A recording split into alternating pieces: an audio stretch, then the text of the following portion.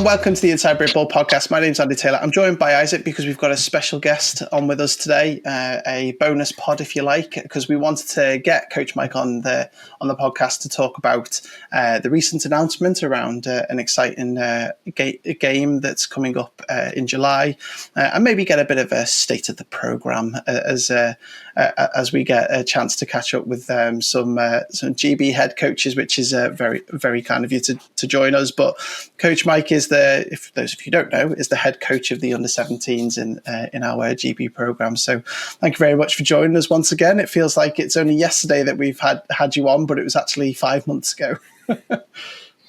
Yeah, absolutely. It's great to be back on the podcast with you. And I did say, on that last one, if there was anything to talk about, if there was anything that was upcoming, I'd be more than happy to come back on and chat. So here we are. Awesome, that's brilliant.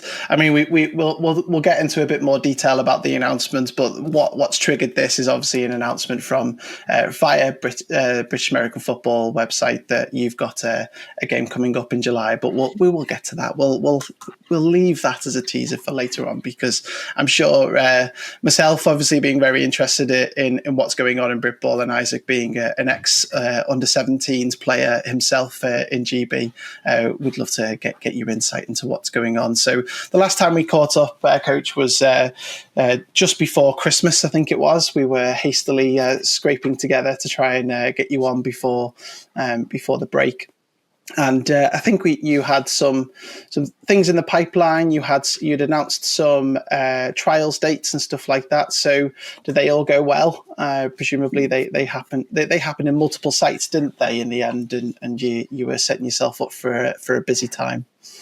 Yeah, we got off to a pretty rocky start with that, if I'm honest, because so as part of this, accessibility to getting into the GB program, we wanted people from all up and down the country to be able to trial.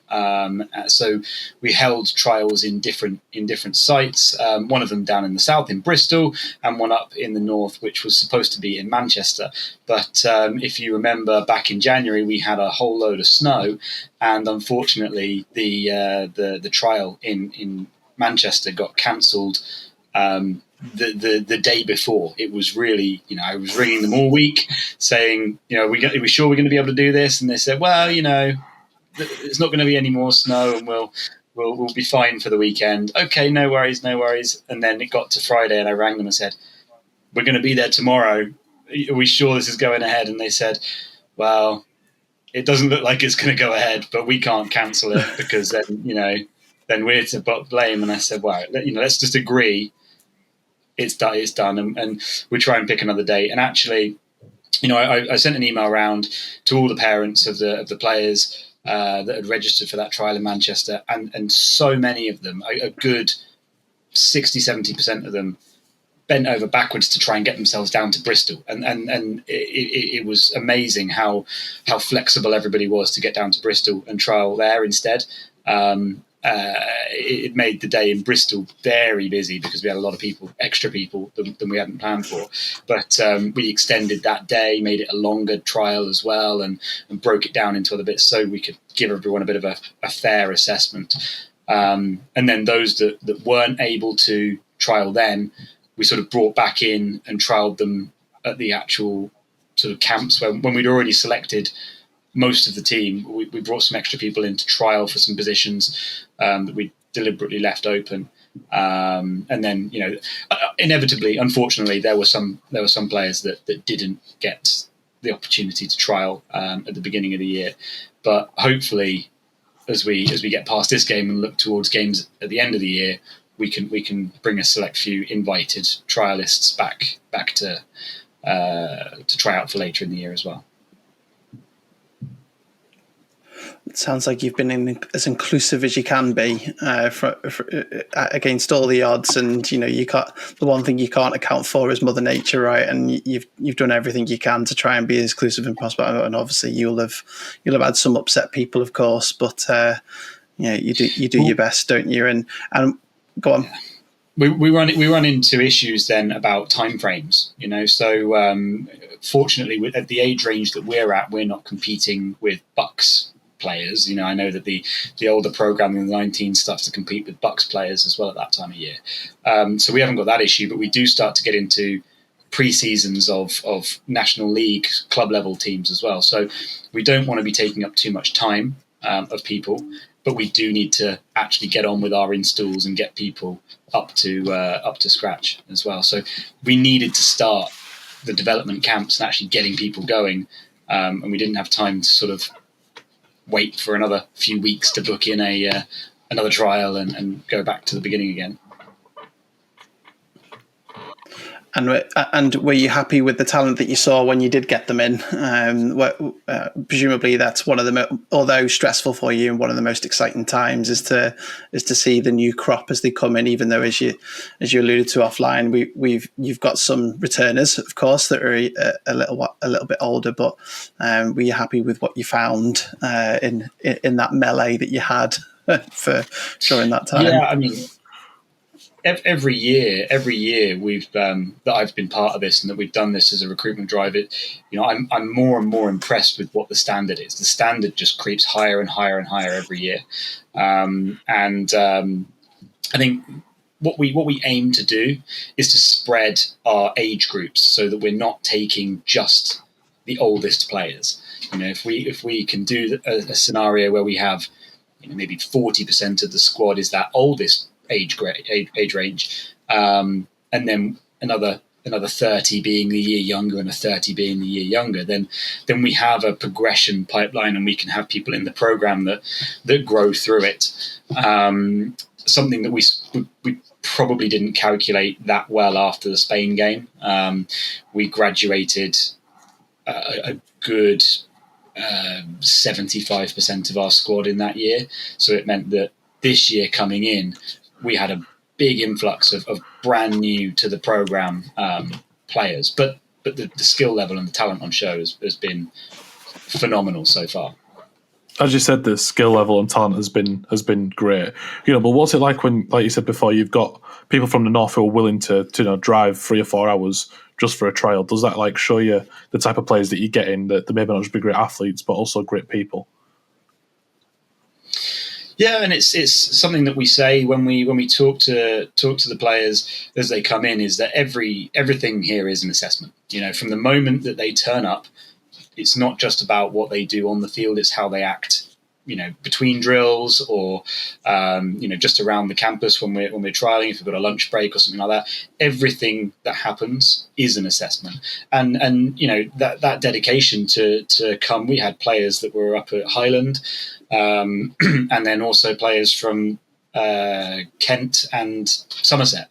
So literally the corners of the country, travelling for these trials. So it was quite humbling actually to see the desire that the players had to be a part of this. Something that the coaches and other players from past years have worked so hard to build. Yeah, I'm guessing that just pumps you up more to succeed realistically at this level as well, that you've got all these people who just want to be a part of it. Absolutely. Yeah, absolutely. And I think that, I would like to hope that those that were unsuccessful this year, they can see what the standard is and what they need to be to get into either the 17s next year or up into the next level with the 19s in the following years as well. So. And coach, just for someone who may not know the age ranges of under 17s that you're working with, what is it the ages that you get to recruit into your program? Yeah, that's a really, really quite a good point there, because it's a bit of an area of confusion that we work with regularly. We work to an IFAF schedule, so that is calendar year. So it is January 1st through December 31st, as opposed to the BAFA under 16s and under 19s league, which are done off the school year. So actually, as the under 17s, we do span from the under 16 program. So we work all the way up from sort of 13 years old potentially to.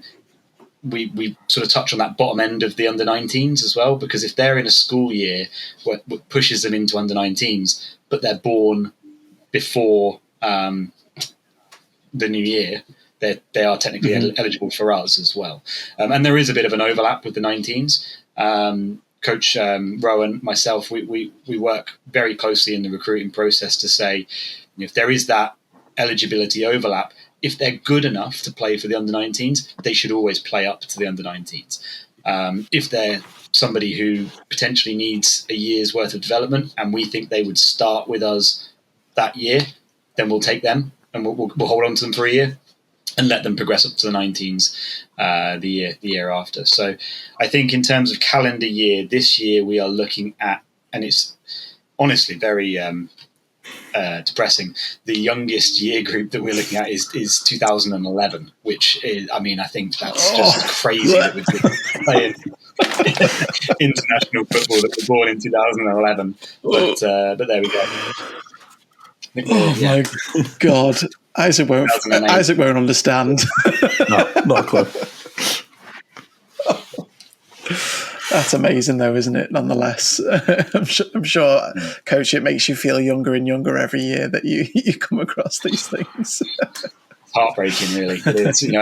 I first started with the GB program, and the age ranges we were talking back then was 2003, 2004, which I guess, Isaac, that's sort of your year, right? That's my year. And even then, I felt old. So.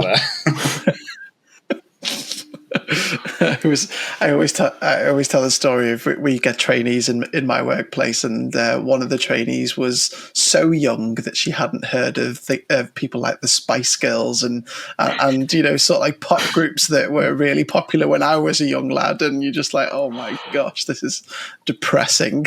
But anyway, the first album I ever bought, Spice Girls. Very good. Clipped. Joking. There we go. Yeah, brilliant, fantastic. So obviously, it's obviously a challenge for you, isn't it?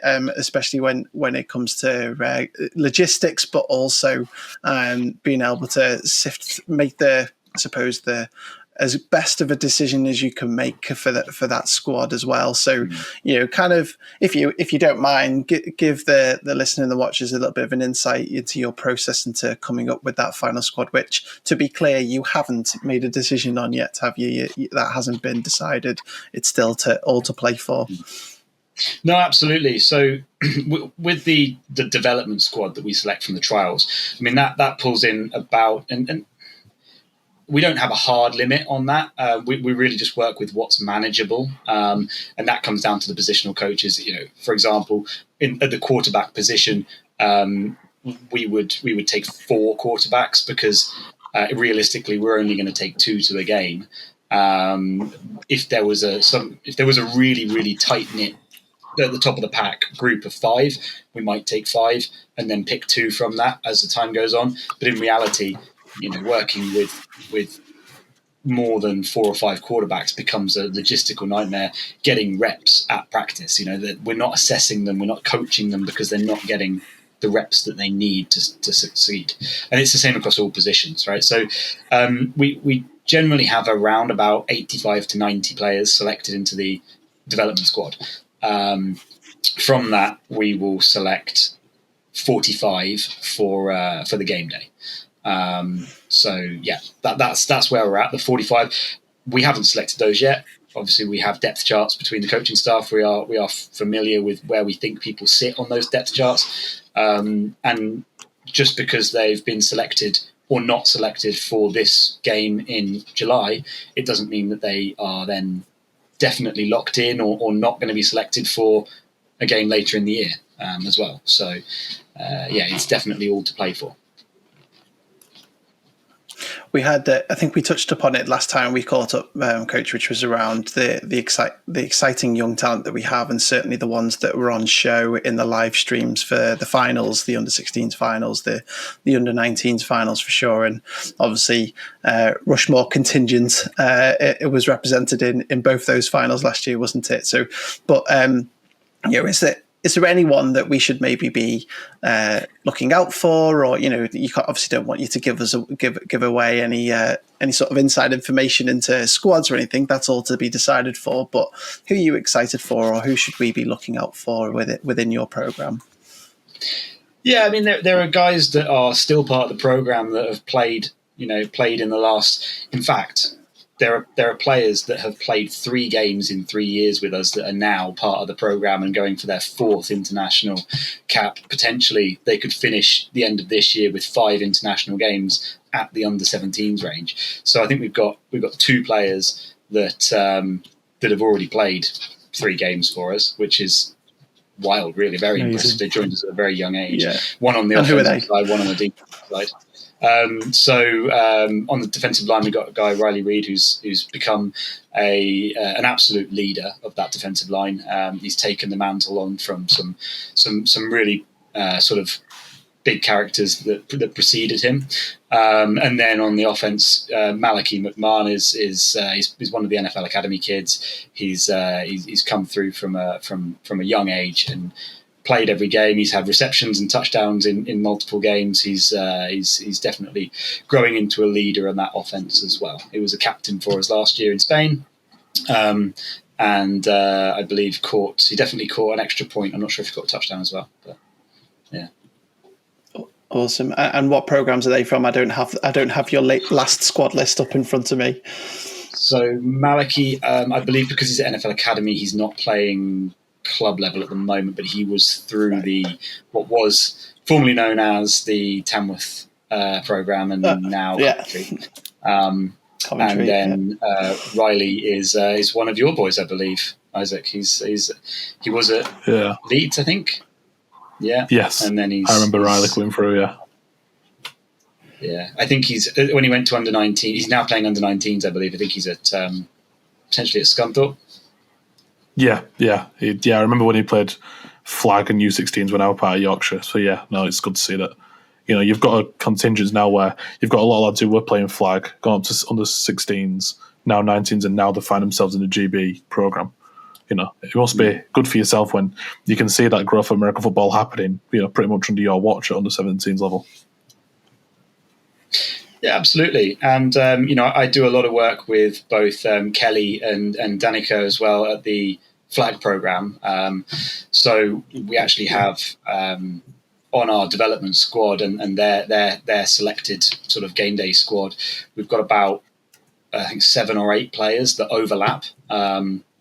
So they're playing both GB flag and then GB contact. So we have to manage and work together really closely on the workloads on those players. For example, we've got this game coming up in July. They've got. I think we've got a scheduling clash or had a scheduling clash, and they said, "Look, you've got a game in July. Let's focus on getting you ready for contact." And then when it comes sort of the other way around, they've got their tournament in September. If we have a clash in August, then they should be at the flag training, getting themselves ready for their flag tournament because our game is much further down the line. So, yeah, we work really closely, and we're in tune. We're on the same page with those type of decisions as well. Awesome.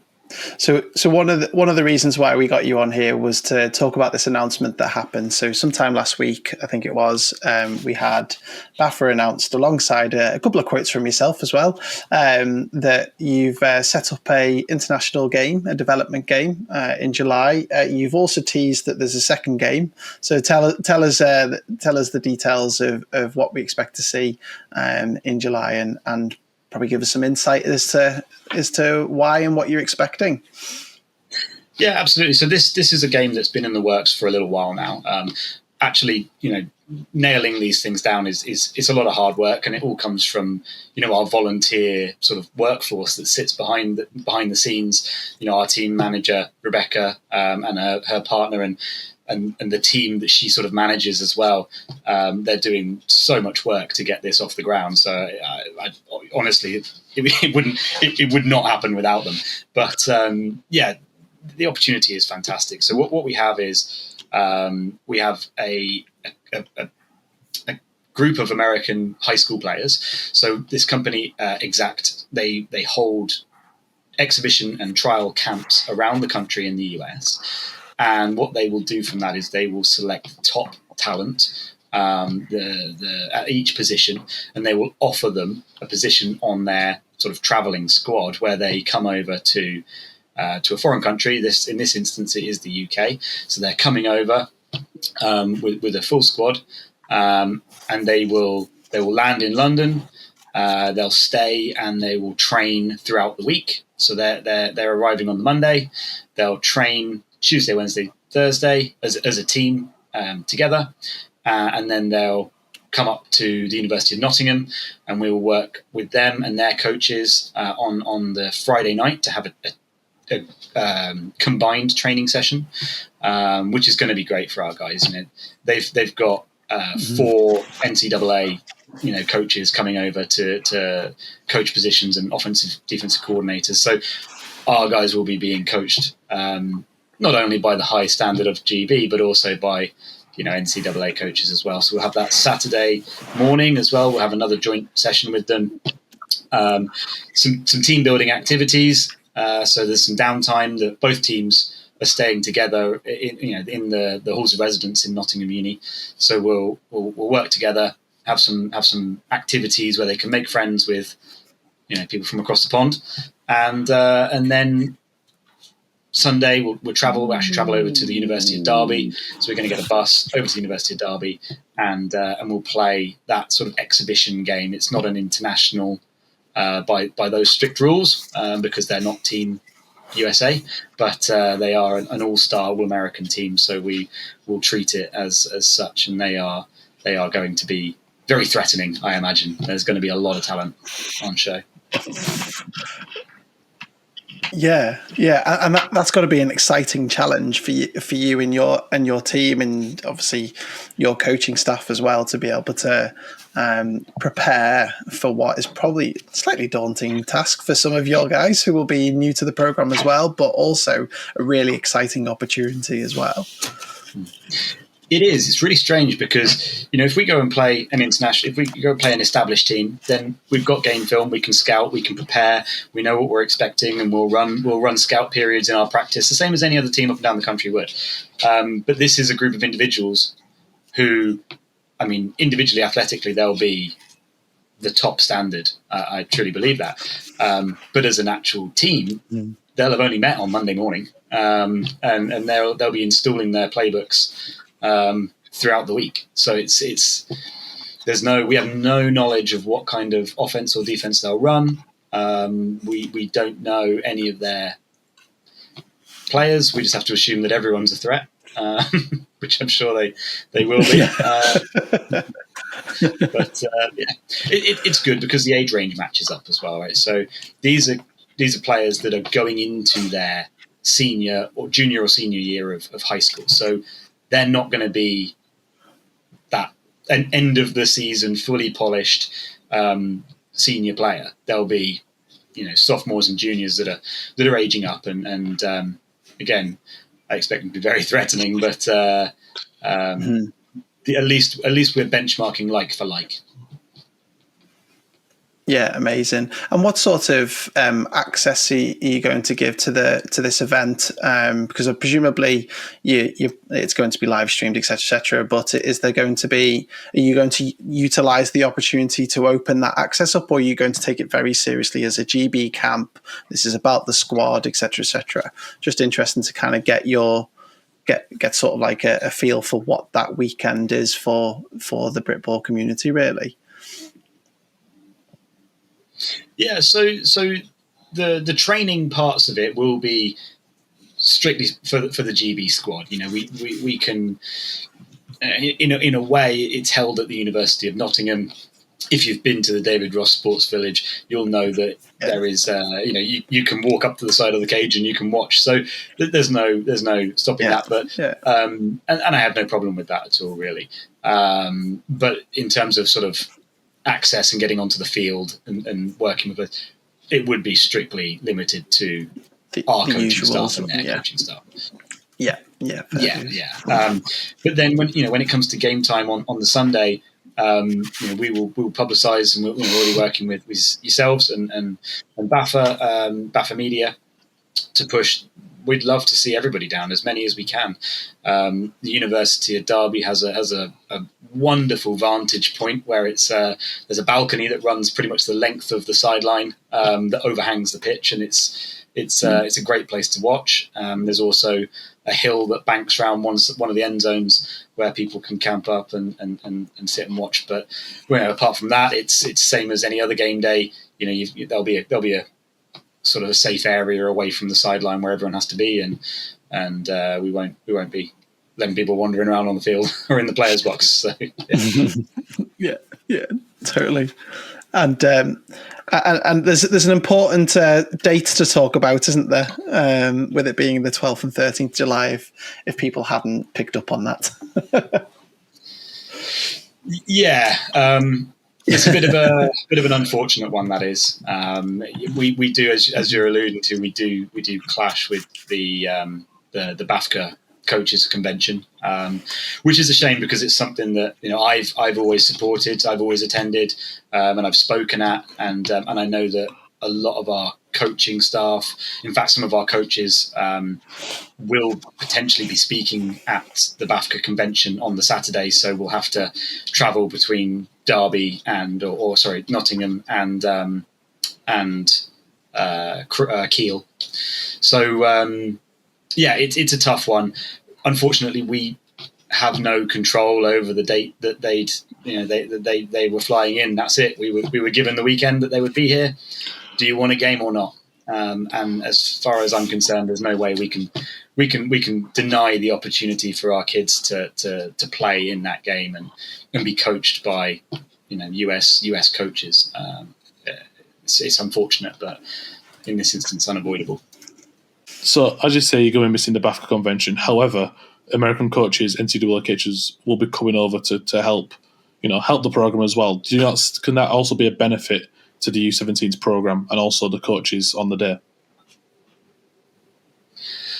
I think it absolutely will. Yeah, I mean, I think us working with these coaches that are coming over will be a huge benefit for us. I think it's a shame that we couldn't get the double whammy of being able to do this and the convention as well.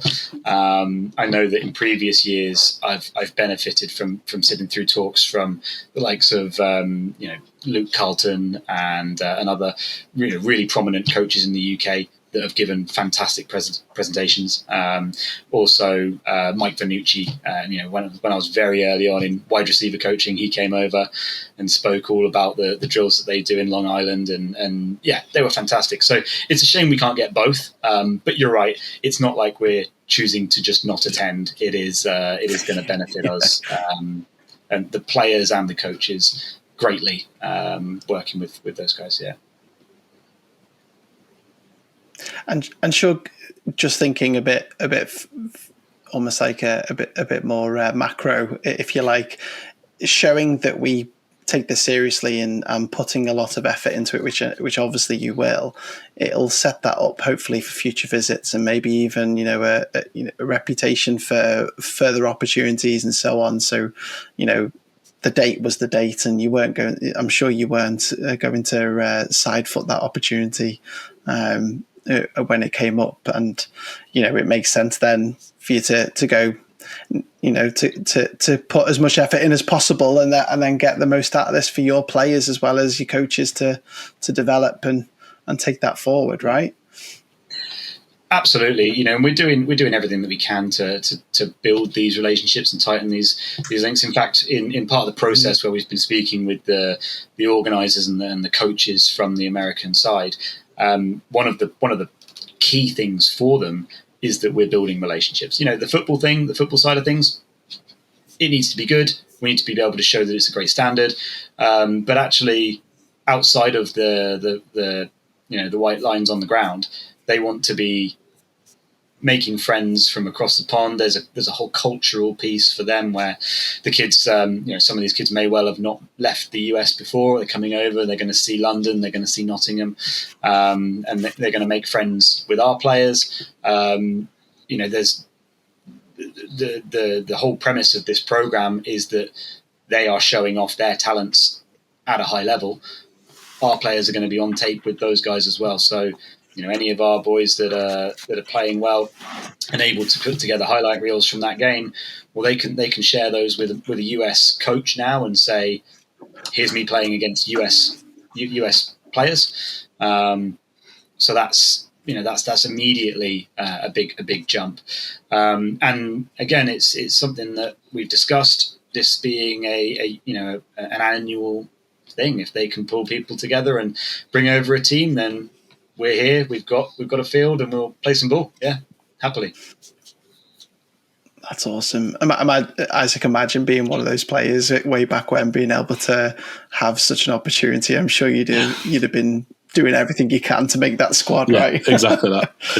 And as we spoke about before, showing the willing is just one thing, and it, for these players to go up just head to head against someone like this is going to be just an incredible experience for them all. 100%. And so, where do you go from here, then, Coach? Because obviously we've got a couple of months yet until that comes on. So, what's the timeline between now and then for your program? Yeah, so we value the National League, and we do, generally speaking, try and break throughout the summer so that players can concentrate on their clubs, and also it's that sort of level of loading and fatigue on the body. If they're expected to come to a GB training session, an all-day training session, then potentially play a game the next day for their club team, it's massively increases the chance of injuries and things like that. So we do avoid having training sessions in the summer, but with this game coming up, we do have we've got a camp on the 28th of June, and that's a bye week in the calendar anyway. So we know that there are no under 16s or under 19s games on the day after. So we have that in the diary to train then, and that'll be when we select our team as well. So we'll already have a good idea in terms of the depth chart. We know our players, we know the capability levels, and really that session there is for everybody just to give that extra little bit and try and push themselves up and see if they can get themselves on the team. Yeah. That's awesome. So we'll look forward to that announcement when that gets released, and we'll make sure we make a song and dance about that when that comes up as well. And did you say that potentially more games sometime this year as well after this one? Are we to expect an announcement in the near future as well? Yeah, so there are a few things in the works, and we are pushing for another game to be later in the year. We do start to run short on time and availability and things like that as well. But there is a game penciled in for November. Until that's in pen, I'm not going to be able to say who that is, but don't want to get people's hopes up and then not happen. Yeah. But that's the game, man. That's the plan. And we're as a program goes, we need to have games. We need to be able to put film out there for our players that are trying to take it to the next level. We have players that will submit their GB film to SGS, to NFL Academy. We've just got a player who played for us last year who's flown out to the US to do his final year of high school in the US, which is phenomenal. But, those types of things come from submitting full 11v11 film, which at that 14, 15, 16 years old, unfortunately, the only way for them to do that right now is with the GB program. And there are instances of plenty of kids then taking that, going to SGS, going to NFL Academy, and then going on to the US or Europe as well. So it's I think that's the key thing for us here. But yeah, there we go. That'll be it. We have some games. We'll figure it out. Awesome. And like you alluded to before, Scott is probably delighted with all of this, isn't he? Because he gets, as you say, at least two players who will have 5 games under their belt by the time they potentially, should we say, as a disclaimer, by the time he gets hold of them, which is just incredible for the program, isn't it? Well, I'd love to think that we make Scott's life easier by sending a constant funnel of good talented players up. But I'm certain that we make his life more difficult, because then he's got a lot of difficult choices to make every year when new experienced GB players come up, and they have to compete against the existing players that are there, and players coming in from the Bucks League. I'm sure another source of good quality players is a headache he's willing to have, though. Yeah, I'm sure it is brilliant. That's awesome. So no, it's really good to have you on and to get almost like a bit of an update for everybody, which is awesome, and deep dive a little bit more into that. I'm sure, Coach, you'll end up sharing with us once you've got a bit more details around the weekend, live streams, tickets and so on. We'll make sure that everybody's aware of what's going on there, so we're able to get as many people down there for the game, get as many eyes on the screen as well. But in the meantime, our very best of luck to you in making those difficult decisions of getting that travelling squad for, I suppose, hundreds of lads who are itching to get on that field against those exact guys when they come over. And best of luck with everything, for sure. We'll be in touch, I'm sure, but very good for joining us. I appreciate your time, and maybe we'll catch up after it, because it's nice to talk and get an idea of what's happening with the under-17s. Absolutely, yeah. Always happy to talk to you guys, and hopefully I'll see you at the game as well. Yeah, you definitely will see us there. That's awesome, brilliant, Coach Mike, Isaac. Thank you very much for joining us, and thank you to the listeners and the watchers for tuning in again. And we'll catch you again very soon, because we'll be back together, Isaac and Stuart and myself, to break down what happened this weekend and the weekends that have gone by. I'm sure, don't know when this will land, so we'll keep it as open as we can, and we'll catch you again very soon. Thank you very much.